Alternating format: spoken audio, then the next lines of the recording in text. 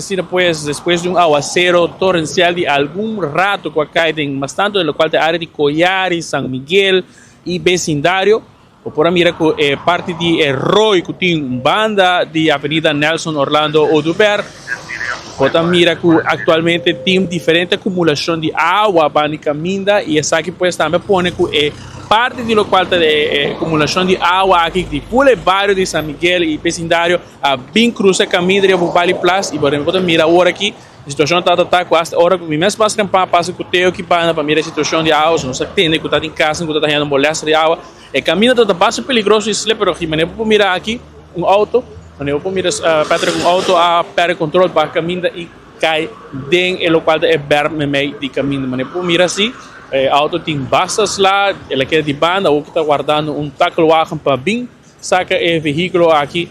Chauffeur afortunadamente não a resultar herida, está aqui na presente latino sem nenhum rascar na curva para o qual estação. Quando vai vir bom dia, que passa?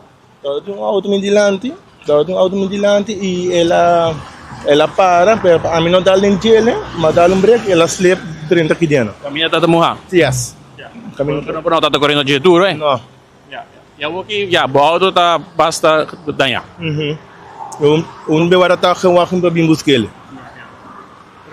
Danke, não? De nada. Depois cidadão automobilista de veículo aqui que te conta, mas vou te explicar ao Patrick. Essa situação que tenho que ter em conta, hora que a água chove, eu tenho que correr pouco a pouco, porque essa situação que tu passa, que hora auto por delante para a água, quizás inocentemente, dá break e para para controle, vai no squal e vai caminhando e o que passa aqui o menino seu auto completamente quebrar, praticamente dañar a água a parte de delante, não quer que o auto aqui facilmente lo por direita.